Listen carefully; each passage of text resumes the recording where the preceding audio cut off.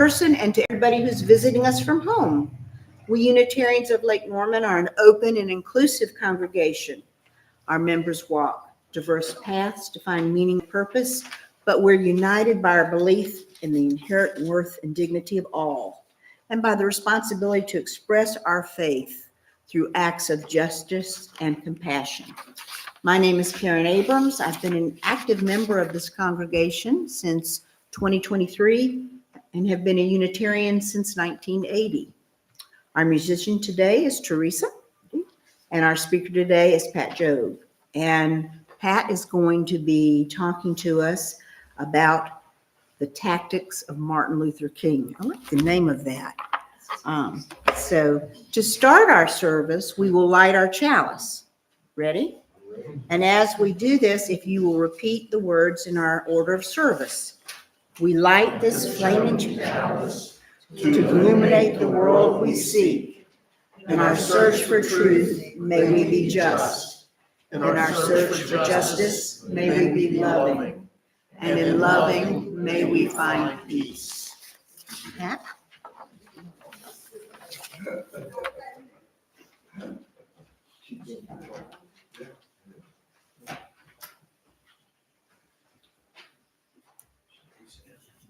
Our opening words today are a joke, and it's very subtle, so I want you to pay very close attention. You may recognize some of the people in the joke, but before I tell the joke, I want to thank Regina, because our broadcast is working, and our previous services are now on our YouTube channel. And Regina has made that happen, and Greg is making it happen as we speak. And Jamie Bozian is watching from home. He's texted me already that it's working, and Regina says it's working. So all hail the power.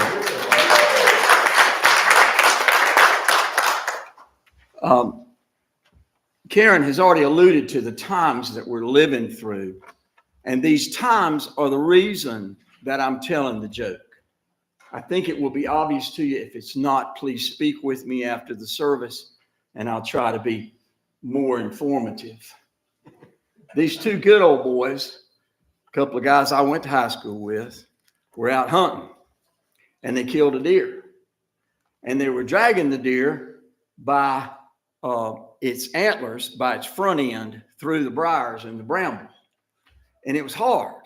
The antlers on the deer kept getting caught in the briars and the undergrowth. And this other fella came along, and he said, boys, if you'll drag that deer by its feet, it'll get through these briars and this undergrowth more easily. And so that's what they started doing. And it went along pretty well. It worked a whole lot better that way. But finally, Bubba looked over at Leroy, and he said, you know, this is a lot easier to drag this deer by its feet, by its hind feet, but we're getting further and further away from the truck.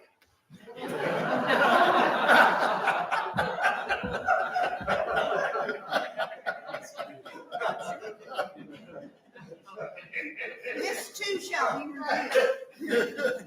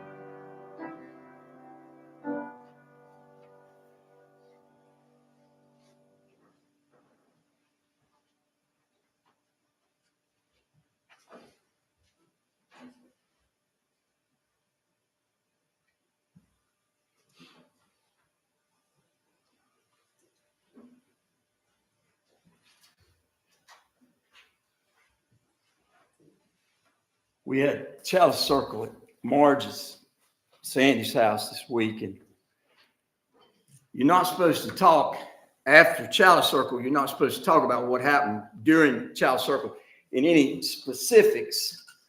But I left with a general feeling that we're all feeling a little bit powerless, like there's nothing we can do about the situation we're living through. We did have those wonderful protests last Saturday, and I'm going to talk about them more in a minute.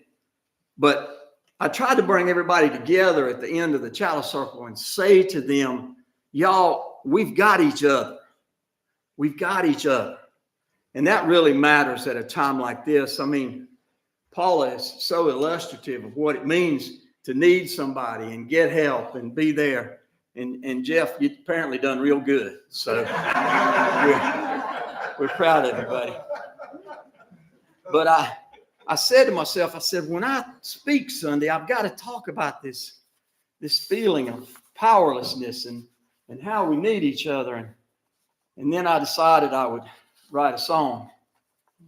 And I told Eddie I had written a song. And he said, well, is there a part for me? And I said, yes, there was. But apparently I've scared him off today. They were in traffic and they turned around. Yeah. Wow. We got to teach them a new route down here. Yeah. 77 it's so bad. We have all been just one person. We've stood alone so many times till others came and stood there with us, and our stars started to shine. When Dr. King walked to Montgomery, leaving Selma's pain far behind, he walked alone till others came and walked with him, and their stars started to shine. They carried banners called Old Glory and signs that said, I am a man. And as their stars started shining and people's hearts started pining, the whole world came to understand. We've all been just one person. We've stood alone so many times till others came and stood there with us, and our stars started to shine.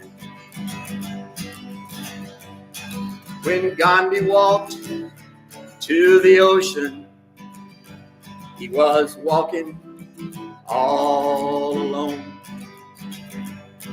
till thousands came and walked with him, and all their stars shone. Their actions cried for Indian freedom. They changed an old and fierce empire. They were shining stars for independence. They built a burning freedom fire. We have all been just one person. We've stood alone so many times till others came and stood with us, and together our stars would shine.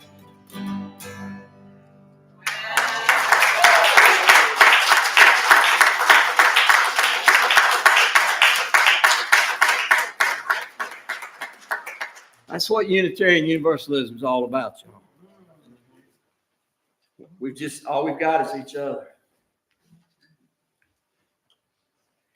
Our brother minister, the Reverend James Kubal-Komoto of our Raleigh congregation, delivered a sermon on January 19th this year, pointing out the differences between Dr. King's tactics and those of today's mass demonstrations.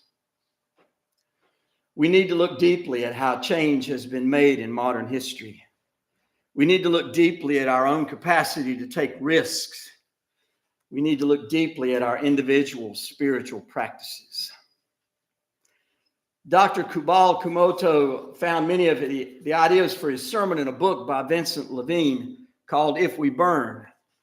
Since he borrowed liberally from that book, I'm sure he won't mind my borrowing liberally from his sermon. I will send him a copy of what I'm saying here this afternoon, and I hope to get close enough to his intent to flatter him rather than irritate him. He talked about the steps that Dr. King went through in his efforts to change society.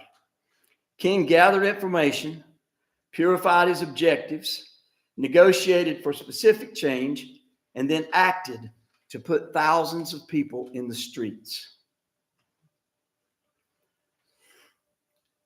Some of whom were willing to be arrested to accomplish his goals.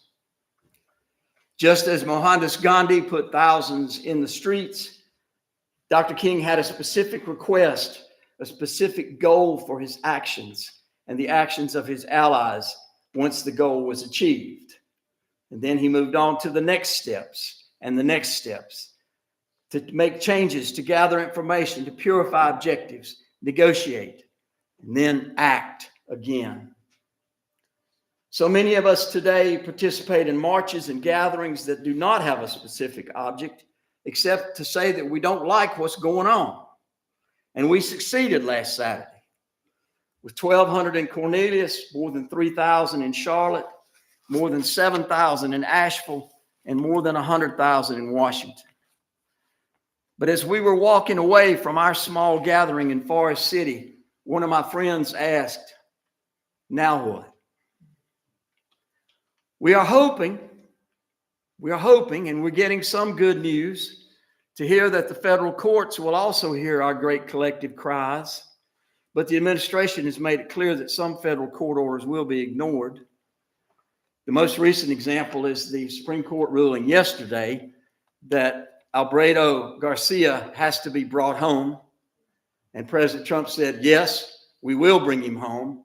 But so far, he hadn't done a cussed thing to make it happen. We were processing this with Eddie the other day, and Eddie, as most of you know, is a retired police officer. And he said, if we'd made a mistake like that, we would have corrected it as fast as we could. He said, if we had arrested somebody we weren't supposed to arrest, we'd have gotten them out like that. He said, one problem is that police departments get sued all the time. So if we pick up the wrong person, we get rid of them as quick as we can.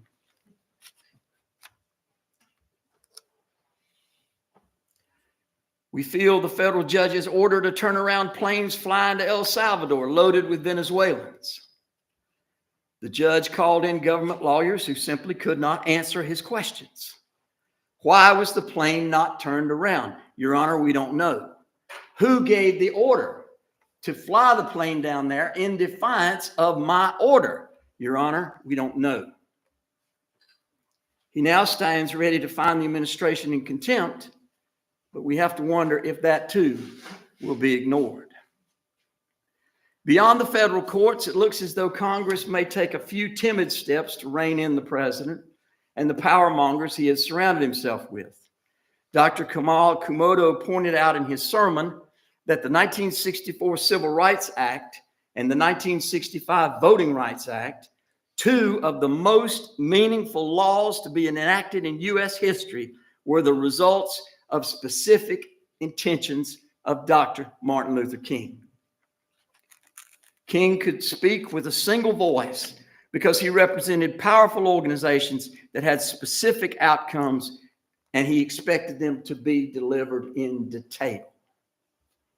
Today, we have very diffuse demonstrations that do little more than let the power structure know we are unhappy. But it's important. It's important that we let the administration know we are unhappy. If anybody wants to argue with that, I'm willing to listen. In the early 2000s, a broad coalition organized a march against flying the Confederate flag in the South Carolina state capitol. The Reverend Jesse Jackson and other veterans of the civil rights movement spoke for the removal of the flag. In one march, we gathered 48,000 people to march against that flag. One supporter of the flag stated that 48,000 was not a very large crowd. He said more people than that showed up for a home football game at the University of South Carolina. How did the flag finally come down? On June 17th, 2015, a 21-year-old white supremacist walked into Mother Emanuel Church and killed 9 people. Among them was the leading African American in the state legislature. In the emotional turmoil following that shooting, Governor Nikki Haley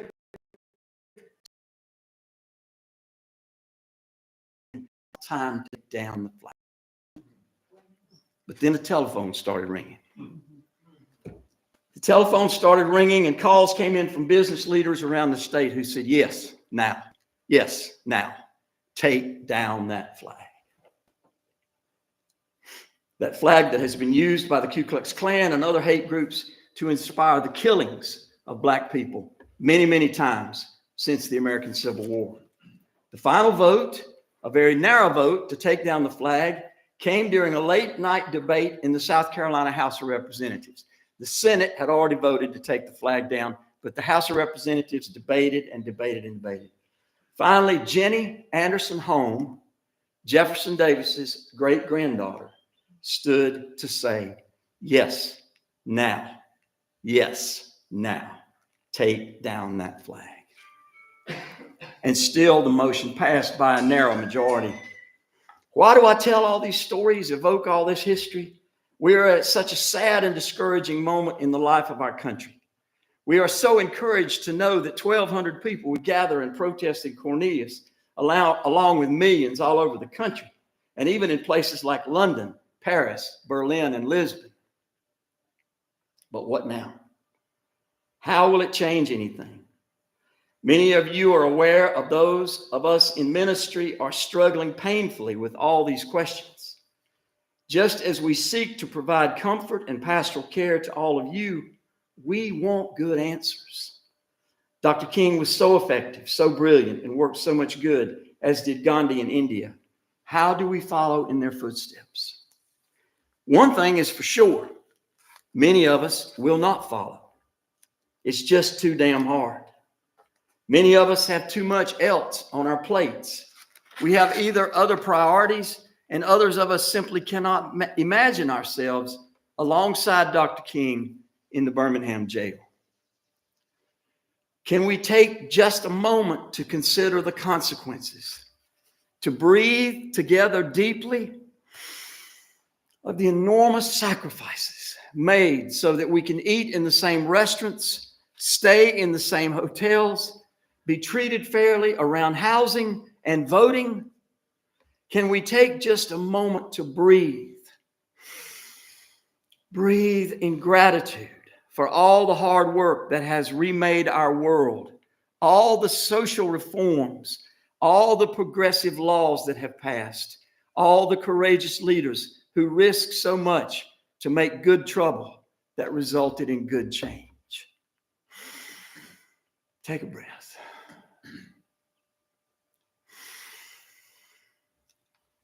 Kilmer Abego Garcia is still not home after an administrative error sent him to a brutal prison in El Salvador. Many of the Venezuelans in the same prison were not charged with any crimes, not given any due process, are victims of dictatorial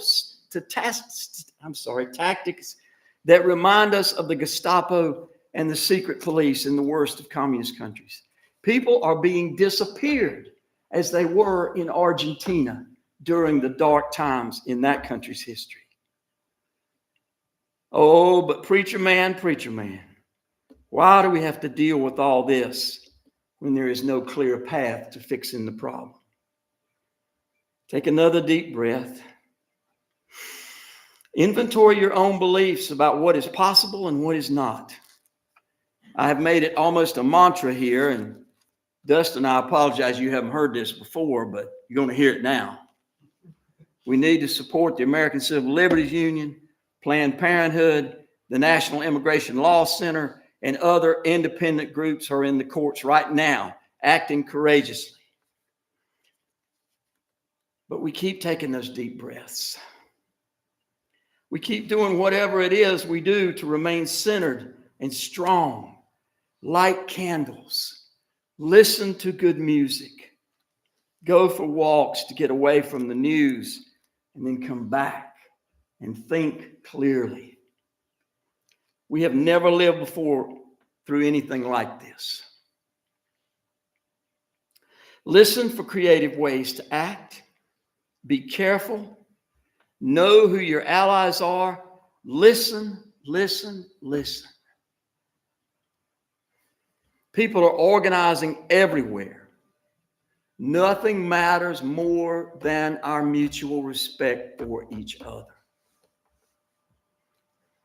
One friend of mine is housing Ukrainian refugees. The woman and the man have found jobs. The children are going to school. That's one tiny but deeply meaningful good news story. And I know some of y'all were going to whip me if I didn't come up with some good news. We cannot lose hope. Things are bad, but they will get worse if folks like us don't listen to each other and care for each other and build each other up. If you are new to this congregation, you need to know that this is part of who we are. We talk to each other. We listen to each other. We care about each other. I cannot stand here and say, I am not afraid. I am afraid. One definition of courage is to be afraid and do what needs doing anyway. Eleanor Roosevelt said, do one thing every day that scares you. She also said, do the thing that you think you cannot do. Be brave and be careful. Listen for the best voices. Find the clearest and most effective actions. And now let's talk about it.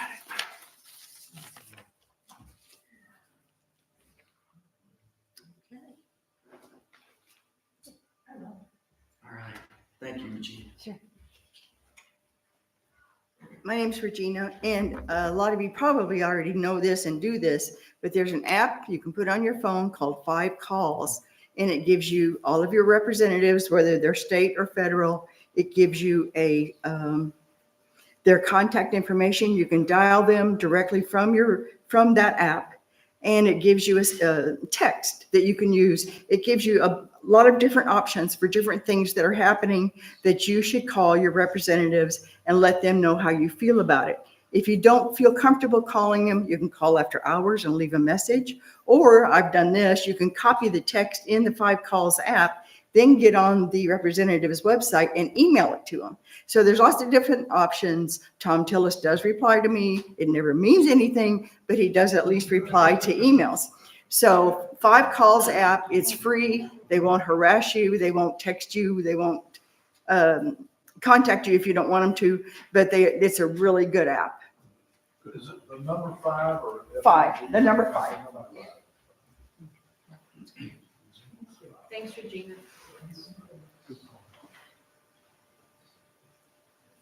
Well, you shut them down, kind of. They're not shut down, they're just struggling. Let me also say quickly that we did have 7 people at Friday Action Hour this past Friday. 7 people from Lake Norman.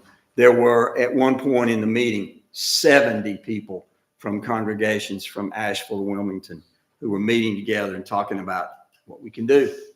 Well, I wanted to add, when I look at the federal situation, I talk to Tom Tillis's people a lot, and he always does respond in a non-effective but polite way. So I don't think I'm going to budge him ever, but I think we can make a difference right now in North Carolina. If you look at what is up with Allison Riggs and giving that campaign support, and if you look at where they are on abortion bills, again, making our thoughts known about that, I think that that makes, it's an easier place to make a hold on. And I think we can help save the state on a few of those things if we work at it hard. And then we can get ready for midterms and who's coming up for Senate and who's coming up for the House. So anyway.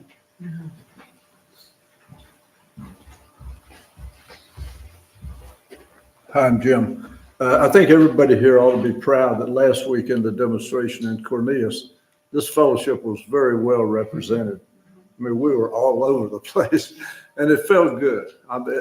The reason we had to be there is pathetic. We're in a pathetic situation, but there is hope. And that felt good to be out there knowing that there are that many people who felt the same way we did. And I think the numbers will just grow.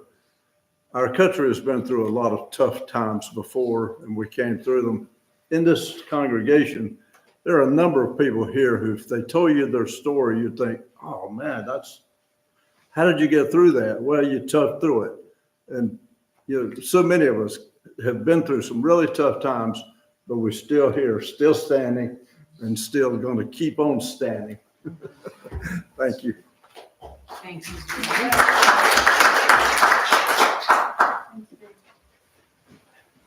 I just want to share with you that next Saturday, April the 19th, starting at 1 p.m., Lake Norman Indivisible is going to organize a rally centered on Earth Day. As you well know, the Trump administration, enabled by every Republican in Congress and the Senate, has opened half of the U.S. forest land to logging and has fired thousands of personnel, Park Service personnel. So the rally will be at the intersection of Samford and Statesville Road.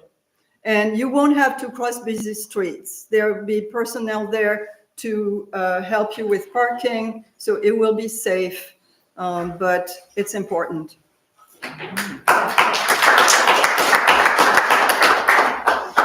Hi, my name is Greg Davis, and I just want to say to Pat's point about, or to Martin Luther King's point about being focused and the situation that we're in right now where protests about this and that and the other, and it's not by default, it was deliberate, attack so many things, piss so many people off and all these different things and keep everybody separate.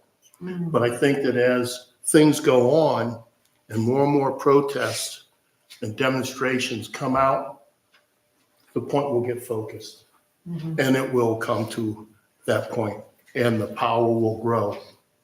And when that focal point hits, it will happen. Well done. We're in good shape. Well done.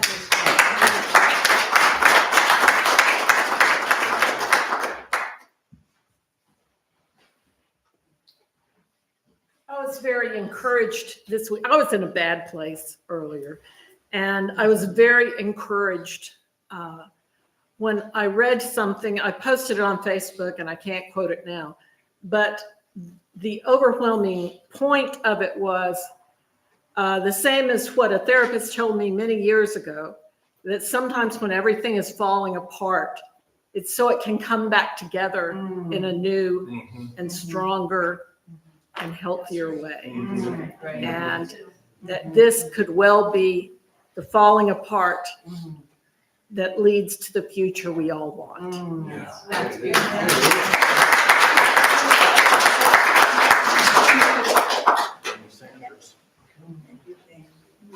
Anybody else? Teresa's going to give us some music.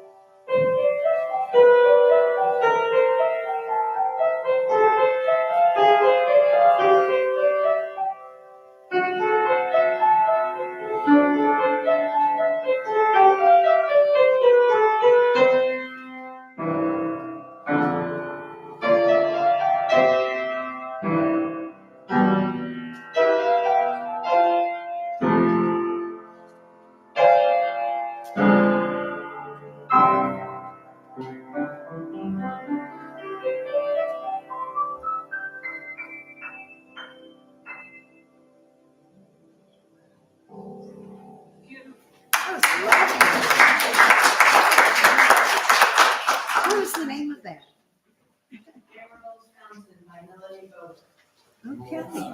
Beautiful music. So now it's time for us to share our gifts with the fellowship. The fellowship is important to all of us, and our contributions allow us to sustain and to grow our congregation and to reach out to our community. So your giving affirms your commitment to each other and to the larger community.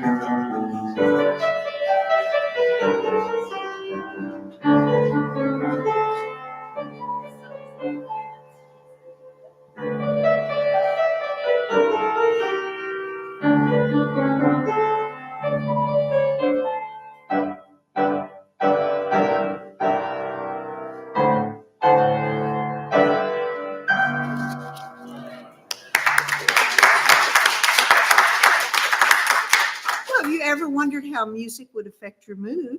That was a good one, wasn't it? Everybody was so funny to watch from here. You could just see all these little smiles starting to come out on everybody's face. And then Veronique in particular was moving. So I was dancing with her. So great. Thank you to everyone that contributed, not only to our collection, but who helped the church in every way.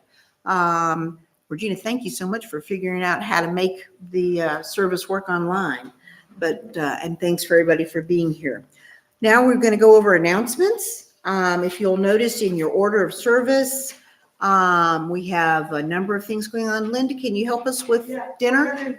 We're gonna go to eat at the Fusion Bowl again this week, Okay. in Cornelius. Let me know if you're going. I think you were there last week. It's a good way to get your veggies. Okay. Good healthy. Okay, so Fusion Bowl, and do you want anything about Movie Tuesday that people need to know? I don't Okay. know how many people are interested in it. It's kind of a horror movie, but it's only PG-13, so. How bad can it be? Right.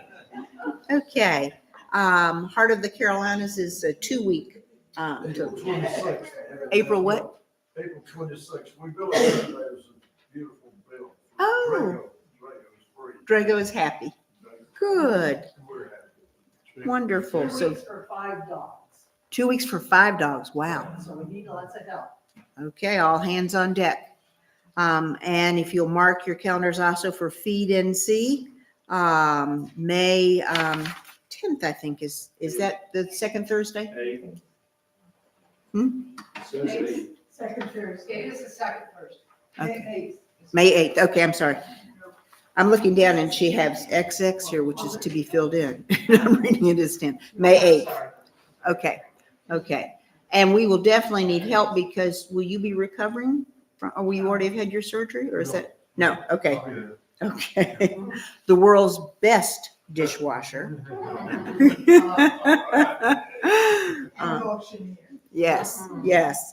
And speaking of auction, any updates you want to share or, Things are coming in. okay, We need more. okay. And you can, as you come out, Sign up. there's a sign up sheet there. And everybody needs to also put that date on their calendar, the May 17th. Okay. All right. And litter pickup is Saturday, April 19th that we're helping with. Okay. Any other announcements that we need to be aware of? All right. And then we're going to move to our closing song. And I think it's also a very apt song. Number 170, We Are a Gentle and Angry People.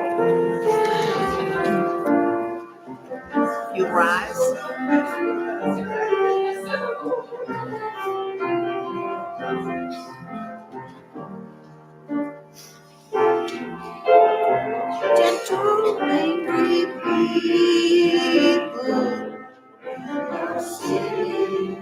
Singing for our lives. We are gentle, angry people, and we are singing for our lives. We are justice-seeking people, and we are singing for our lives.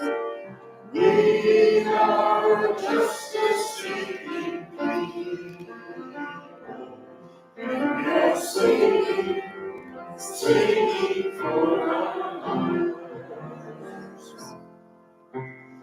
We are young and old together, and we are singing for our lives.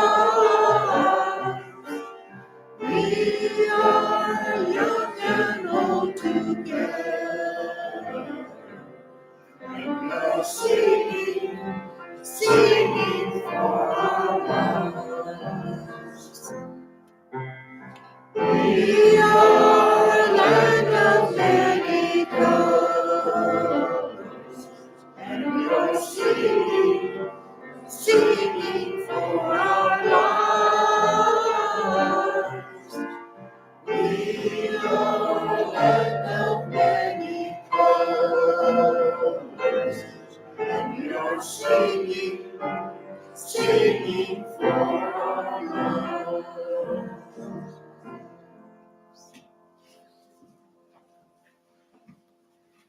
And Pat, closing words? A lot of y'all know that song was written by Holly Near, and I got to sing it with her and about 5,000 other people protesting the war in Iraq in Lafayette Park across from the White House. I don't know if we did any good, but we were there, and we were letting George W. know what we thought of his war. Our closing words come from Theodore Parker. He was the minister of Arlington Street Unitarian Universalist Church in Boston. He kept a revolver on his pulpit. He had a little more pulpit than I've got here today, but he kept his revolver because he was determined if any slave catchers came into his congregation, he was going to shoot them. He said, the arc of moral history is long, but it bends toward justice. All right, so now we will be extinguishing our flame, and if you'll read together the words in the thing. We extinguish us, but not the light of truth, the warmth of community, or the fire of commitment. These we carry in our hearts until we meet again.